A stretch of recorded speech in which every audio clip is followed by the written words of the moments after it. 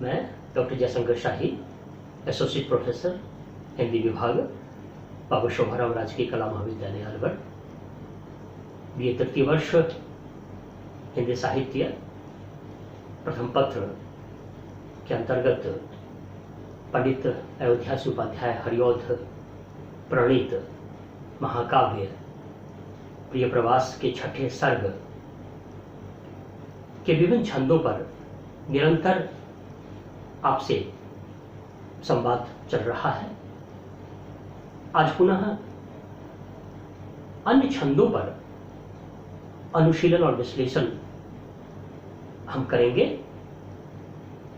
पिछले अवतरणों तक हमने देखा कि राधिका जी पवन को दूतिका बनाकर गोकुल से मथुरा प्रेषित कर रही हैं कन्हैया के लिए, कन्हैया के पास जाने के लिए, और बतला रही हैं कि पवन को कौन कौन सा कार्य करना है।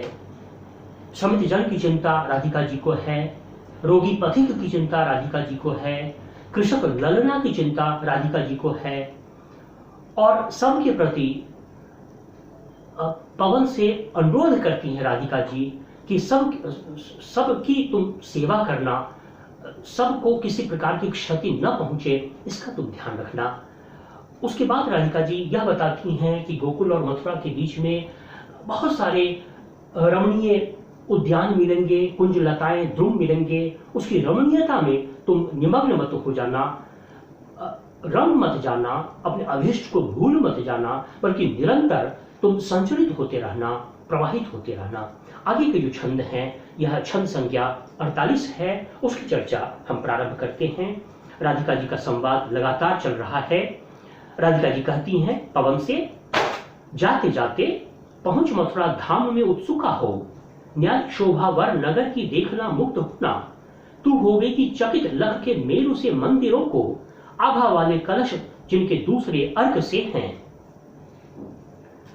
अब राधिका जी पवन को कहती हैं कि जब तुम मथुरा धाम में पहुंचोगी तो वहां का किस प्रकार का नयनाभिराम दृश्य होगा, वो राधिका जी कल्पना के माध्यम से प्रस्तुत कर रही हैं।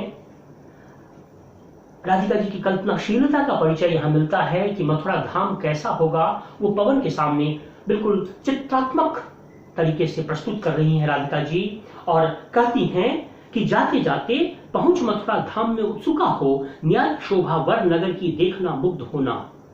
कि जब मथुरा धाम तुम पहुंचोगी तो उस श्रेष्ठ नगर की शोभा देखकर तुम मंत्रमुग्ध हो जाओगी। ऐसा श्रेष्ठ, ऐसा रमणीय, ऐसा कमनीय वो मथुरा नगर है। प्रियतम कृष्ण का जो नगर है वह कमनीय है, रमणीय है, जिसकी चर्चा राधिका जी करती हैं। और फिर कहती हैं कि तू होवेगी चकित लख के मेरु से मंदिरों को। मथुरा धाम के जो मंदिर हैं वो मेरु पर्वत के समान ऊंचे ऊंचे हैं। उन मंदिरों को, नैनाभिराम रमणीय मंदिरों को लख कर देख कर तुम चकित रह जाओगी, तुम मंत्रमुग्ध रह जाओगी। और उन मंदिरों के कलश जो आभा से युक्त हैं, उन मंदिरों के कलश जो प्रभा, आभा, भास्वरता से युक्त हैं, और उनकी कांति ऐसी है कि लगता है कि आभा वाले कलश जिनके दूसरे अर्क से हैं, अर्क कहते हैं सूर्य को, आदित्य को, सूर्य के समान देदीप्यमान वे कलश हैं, मंदिरों के कलश हैं। तुम उनकी दीप्ति को देखकर, तुम उनकी कांति को देखकर मंत्रमुग्ध हो जाओगी। राधिका जी यह वर्णित करती हैं, पवन को बताती हैं। चित्रबिंब है पिछले व्याख्यानों में जिसकी चर्चा हमने की है, बिल्कुल चाक्षुष बिंब, दृश्य बिंब, जिसे विजुअल इमेजरी अंग्रेजी में कहा जाता है, हरिऔध जी ने यहाँ प्रयुक्त किया है। मथुरा धाम का चित्र, मथुरा धाम में ऊंचे ऊंचे मंदिरों का चित्र, जो मंदिर मेरु पर्वत के समान ऊंचे हैं, और मंदिर के जो कलश हैं वे सूर्य के समान देदीप्यमान हैं, दूसरे अर्घ के समान दीप्त हैं, कांतिवान हैं। यह जो कांति, यह जो भास्वरता, यह जो दीप्ति का जो चित्रण है, यह मनमोहक है, मनोरम है हरिऔध कवि के द्वारा। तो यह चित्रात्मकता है, दृश्यबिंब है। अब आगे की पंक्ति देखें। इस छंद की चर्चा फिर से, जाते जाते पहुंच मथुरा धाम में उत्सुका हो, प्यारी शोभा वर नगर की देखना मुक्त होना, तू होवेगी चकित लख के मेरु से मंदिरों को। आभा वाले कलश जिनके दूसरे अर्घ से हैं, यहां भी उपमालंकार, और मेरु से मंदिरों को, इसमें भी उपमालंकार, अलंकारों का गुच्छा हमें यहां मिलता है। आगे का जो छंद है वो देखें, छंद संख्या 49। जी चाहे तो शिखर सम जो सत्म के हैं मुंडेरे, वहां जा ऊंची अनुपम ध्वजा अंक मेले उड़ाना, प्रासादों में अटन करना, घूमना, प्रांगणों में उद्युक्ता हो सकल सुर से गेह को देख जाना।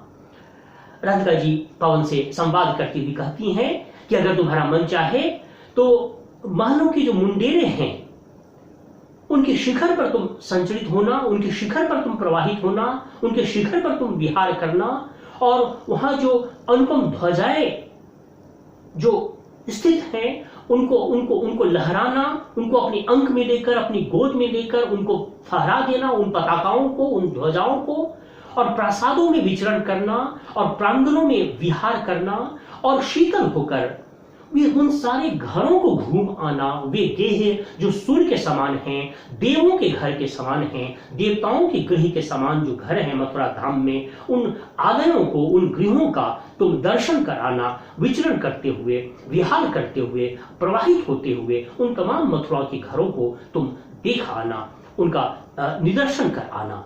फिर आगे की पंक्ति छंद संख्या 50।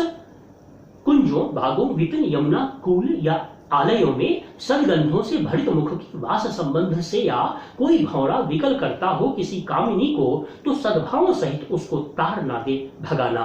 इस छंद में राधिका जी यह बताती हैं कि बागों में, द्रुमों में, कुंजों में किसी कामिनी को कोई भ्रमर विकल कर रहा हो तो सद्भावना से वहां जाकर तुम उसे हटा देना।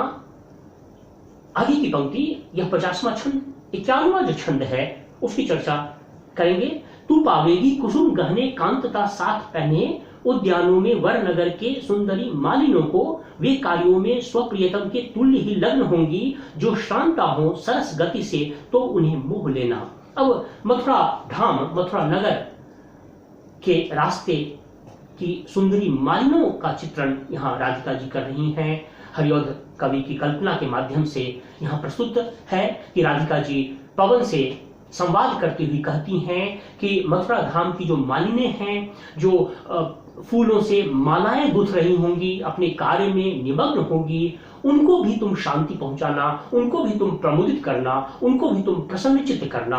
जो फूलों की गहने पहनी होंगी, तो मालिन्यों का चित्र यहाँ प्रस्तुत कर रहे हैं हरिऔध जी। चित्रात्मकता है, चाक्षुष बिंब है, पूरा का पूरा जो छंद है उसमें हम पिक्टोरियल क्वालिटी देखते हैं, हम चित्रात्मकता देखते हैं। आगे की पंक्ति फिर देखें, यह छंद संख्या 52 है। जो इच्छा हो सुरभि तन के पुष्प संभार से ले, आते जाते सरुचि उनके प्रीतमों को रिझाना, है मर्मज्ञ रहित उससे युक्तियां सोच होना, जैसे जाना निकट प्रिय के व्योम चुंबी गृहों के। 52वें छंद में राधिका जी यह पवन से संदेश देती हुई कहती हैं कि मालिनों की जो प्रीतम हैं उनको भी तुम रिझाना, उनको भी आमोदित करना, उनको भी तुम प्रमुदित करना, लेकिन अपने कार्य को मत भूलना, क्योंकि तुम्हें कृष्ण के, कन्हैया के व्योम चुंबी प्रासाद में जाना है।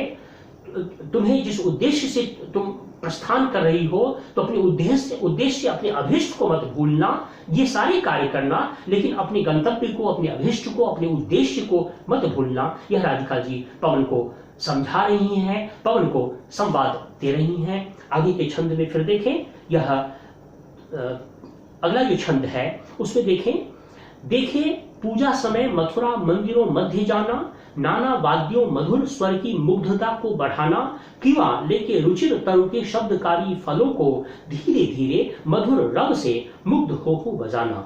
इस छंद में राधिका जी पवन से यह परामर्श करती हैं, संवाद करती हैं कि पूजा के समय में तुम मथुरा धाम में प्रविष्ट होना और मथुरा के मंदिरों के मध्य तुम विहार करना, संचरित होना, और जो नाना वाद्य यंत्र जो बज रहे हों, मंदिरों के बहुत सारे जो वाद्य यंत्र बज रहे हों, मंदिरों में आरती हो रही हो, मंदिरों में पूजा पाठ हो रहा हो, उस समय तुम मथुरा धाम में प्रविष्ट होना, उसमें मथुरा धाम में तुम प्रवेश करना और नाना वाद्यों की जो मधुर स्वर हैं उसकी मुग्धता को तुम बढ़ाना।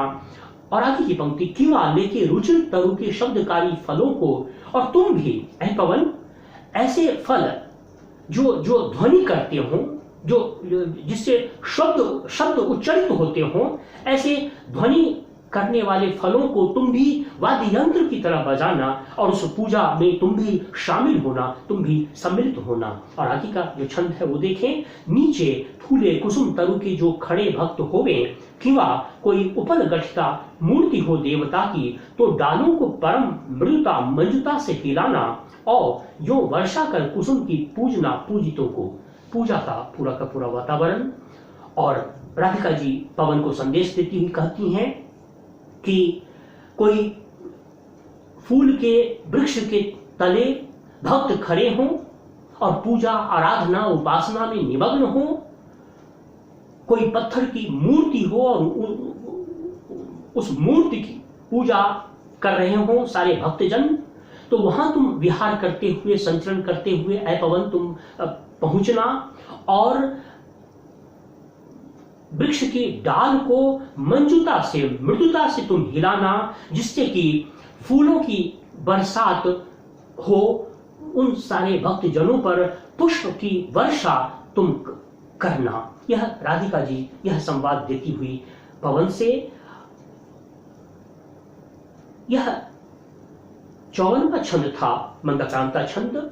और इन छंदों के अनुशीलन से हमने देखा कि प्रिय प्रवास के इस छठे सर्ग के इन विविध छंदों के अनुशीलन से कई तथ्य हमारे सामने उपस्थित होते हैं कि तत्सम शब्दों की बहुलता हमने पाया, चित्रात्मकता की बात हमने देखी, द्विविधयुगीन इतिवृत्तात्मकता के तत्व की चर्चा जो विद्वान समीक्षक करते हैं, वर्णन विवरण उसका निदर्शन हमने यहाँ पाया। और उसके साथ साथ शब्दों का जो संयोजन है, जब अंग्रेजी के समीक्षक ने कविता को परिभाषित करते हुए कहा कि poetry should be simple, sensuous and emotional, इस परिभाषा की कसौटी पर भी यह कविता खड़ी उतरती है। और कविता के बारे में यह कहा गया कि best words in the best order, अच्छे शब्दों का अच्छा संयोजन ही काव्य है। हरिऔध जी ने यहाँ तत्सम शब्दों के माध्यम से, कल्पना के माध्यम से, चित्रात्मक शैली में इस पूरे विवरण को प्रस्तुत किया है। इतिवृत्तात्मकता है, भाषा सरल और सुबोध है, भाषा में गद्यात्मकता भी है, भाषा में लय भी है, रिदम भी है। आने वाले दिनों में अन्य छंदों पर हम आपसे चर्चा करेंगे। आज इस छंद के साथ ही, इसके विश्लेषण अनुशीलन के साथ ही हम अपनी बात को विराम देना चाहेंगे।